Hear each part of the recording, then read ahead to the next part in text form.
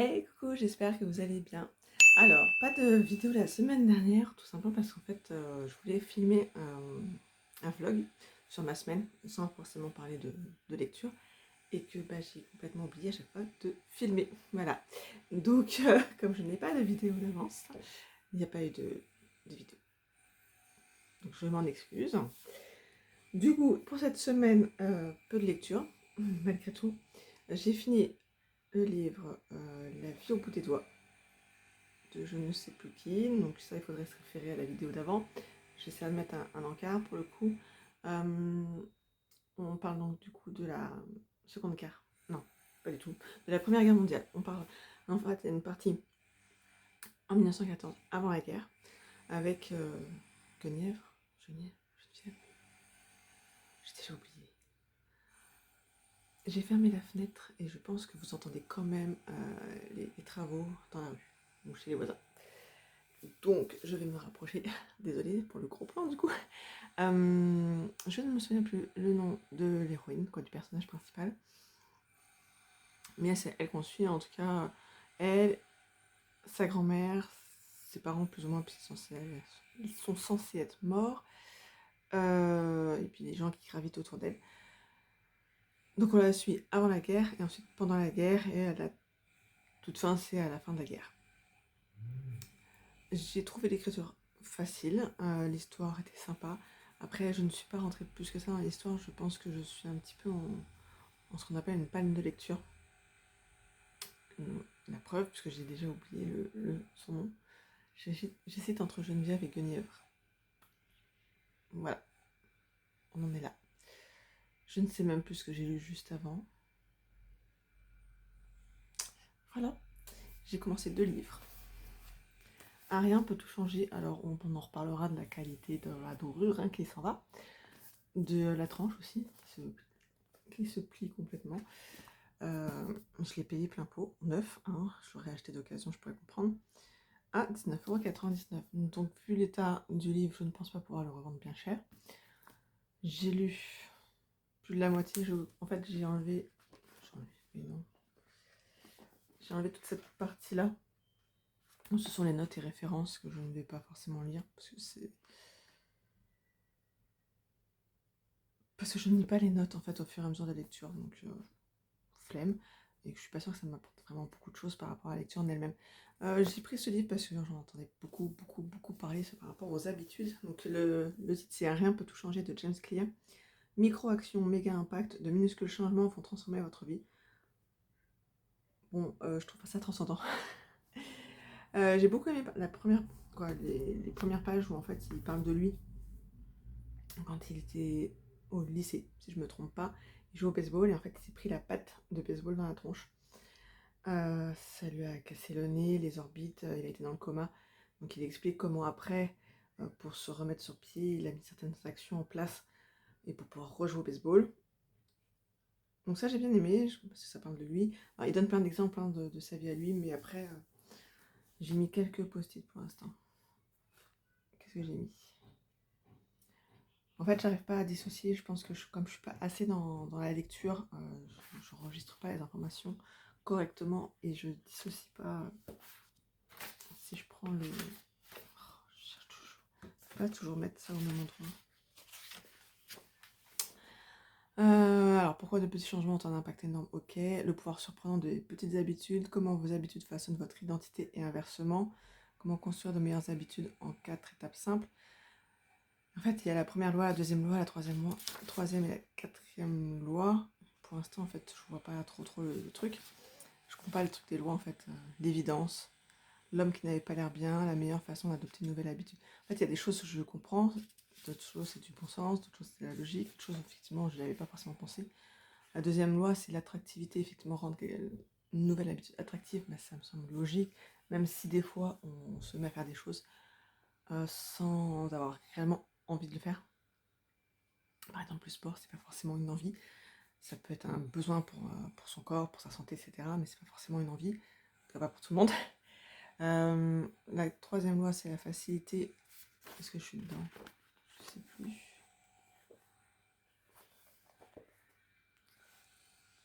Je ne sais pas. Donc la facilité, C'est quand tu mets en place facilement, quand tu vas les mettre en place facilement, par exemple, je dois aller courir, au lieu de se dire je dois aller courir, c'est je prépare mes baskets, elles sont prêtes, j'ai plus qu'à les mettre au pied et je m'en vais. Pareil, je dois faire du yoga, ou je vais me mettre au yoga, je sors mon tapis de yoga. S'il est sorti, forcément, ça me donne beaucoup plus envie de faire le yoga. Des choses comme ça, là j'en suis à cesser de procrastiner en adoptant la règle de 2 minutes.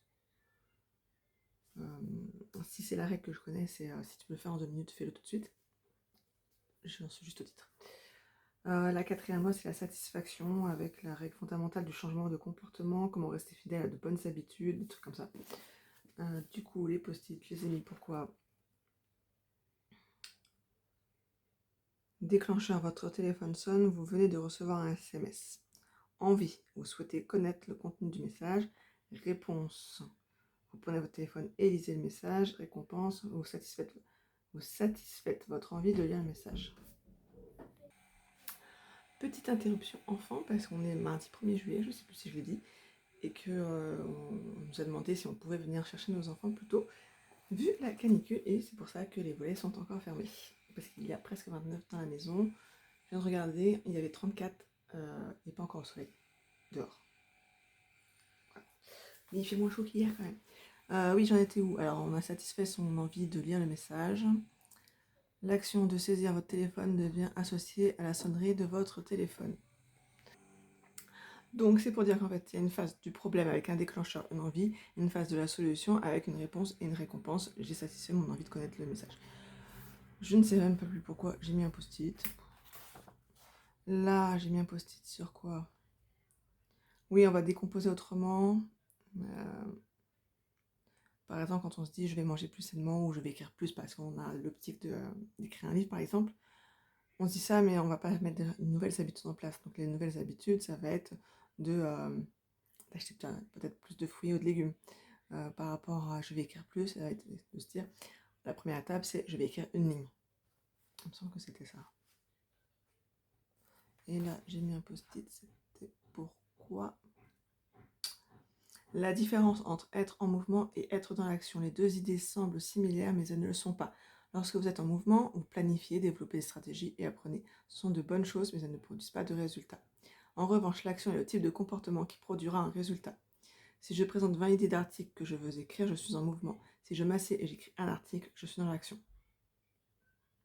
Si je recherche un meilleur régime alimentaire et lis quelques livres sur le sujet, je suis en mouvement. Si je mange réellement un repas sain, je suis dans l'action. Voilà. Pourquoi j'ai mis un post-it? Je ne sais plus. Donc je suis là-dedans. En fait, je m'endors. Je pense que c'est parce que je suis fatiguée aussi que je m'endors, mais voilà. Pour l'instant, je n'ai pas tout fait ça transcendant pour quelque chose qui est un best-seller. J'ai commencé aussi Devenir de Michelle Obama. Je suis là. J'ai commencé il y a une semaine aussi. Les deux ont été commencés en simultané. Une lecture sérieuse et une lecture moins sérieuse. Quoique c'est une autobiographie, donc c'est sérieux aussi. J'en suis où elle est à la fac. Page 106. Voilà. Pour faire résumer pour l'instant, elle se rend compte qu'il y a une différence entre les blancs et les noirs. Voilà, le traitement plutôt. Des blancs et des noirs. Parce qu'elle vivait dans un quartier qui était mixte à la base et qui est, au fur et à mesure que le temps passait, est devenu un quartier plus noir, pauvre, modeste, et que les gens déménageaient au fur et à mesure dans des quartiers plus résidentiels, un peu plus huppés, etc. Ça s'est ressenti aussi au niveau de son collège, son lycée et de la fac, du coup. Il y avait beaucoup plus d'hommes, donc beaucoup moins de femmes, et encore beaucoup moins de femmes noires. Voilà, je crois que j'en suis à peu près là. Donc autant dire qu'en une semaine et demie, 2 semaines, ça fait pas beaucoup de lecture. Je suis allée à la bibliothèque. Alors la dernière fois que j'y suis allée, j'avais rien trouvé. En même temps, je ne cherchais rien de particulier. Mais là, c'est pareil, je ne cherchais rien de particulier et j'ai trouvé 3 livres. Alors celui-là, je n'en ai jamais entendu parler, quoi je crois. Charilo. À un moment dans nos vies, je me suis dit que d'ailleurs je vais peut-être prendre un des 3 livres de la bibliothèque qui me relancera peut-être un petit peu cette panne de lecture. Donc là, en fait, on va retrouver a priori Prenda, qui après 30 ans de mariage décide de quitter son mari. Donc elle prévoit de lui annoncer au retour d'un mystérieux voyage organisé par Zara, leur fille qui prépare en fait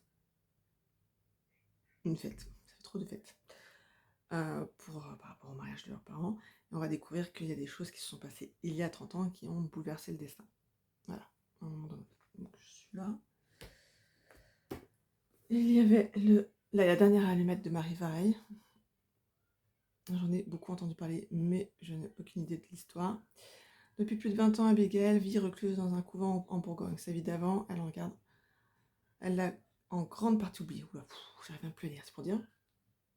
Elle est même incapable de se rappeler l'événement qui avait basculé sa destinée et l'a poussée à se retirer du monde. De loin, elle observe la vie parisienne de Gabriel, son grand frère, dont la brillante carrière d'artiste et l'imaginaire rempli de poésie sont encensés par la critique. Mais le jour où il rencontre la lumineuse Zoé et tombe sous son charme, Abigail ne peut s'empêcher de trembler car elle seule connaît vraiment son frère. Je vais mettre pause pour tousser maintenant. Donc voilà. Je ne sais pas, je crois que je n'ai jamais lu Marie Vareille, donc je ne sais pas du tout à quoi m'attendre, mais j'avais entendu pas mal de bonnes critiques. Et je me suis pris mon autrice chouchou doudou, Lucinda Riley. La maison de l'orchidée. Voilà. Donc comme d'habitude, on part sur 2 époques, 2 continents, peut-être même voir plus parce qu'il me semble avoir vu autre chose. On commence où? En Angleterre, je suppose. Période actuelle, et on va aller dans les années 40. Blablabla. 2 familles ravagées par la guerre, un roman étourdissant entre Europe et Asie. Voilà, c'est du Lucinda Riley, donc je sais que je vais pouvoir rentrer dedans. Donc je me demande si je vais pas prendre une des 3 lectures de la bibliothèque, parce que je m'ennuie fortement dans mes lectures actuelles depuis quelques temps, même si j'ai essayé de prendre des lectures pro, entre guillemets, je m'ennuie aussi. Alors que le but c'était de pouvoir diminuer ma palle, mais là j'ai l'impression que c'est un peu foiré, que mon challenge Paye ton slip est un peu aussi foiré. Ouais, j'hésite vraiment à mettre deux de côté. Bon, après ils sont à moi, donc il n'y a pas de, comment dire, il n'y a pas de deadline en termes de temps pour les lire, alors que les livres de la bibliothèque j'ai 3 semaines, que je dépasse souvent. Donc je me tâte sur prendre peut-être pas Lucinda Riley parce que c'est un pavé encore. Elle n'écrit jamais des petits livres. Quand elle écrivait plutôt. Il fait. Alors attends, parce qu'à chaque fois en plus ils mettent le début de la saga des 7 sœurs à la fin. Il fait 740 pages à peu près. 744. Si je prends une lecture courte. Ah si, j'ai déjà lu Marie Vareille. Ainsi gèlent les bulles de savon. C'était quoi? Je sais plus.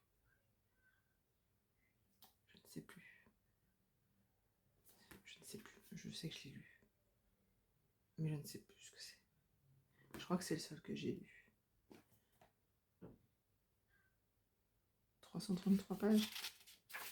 Ah non, 335. Si j'enlève les premières. Oh, un article du code civil. Ça donne envie tout de suite. Ah, c'est peut-être pas celui-là que je vais prendre alors. Je dis quoi? Oui, un peu moins de 330 pages. Peut-être pas celui-là. Je viens de voir un truc sur le code civil.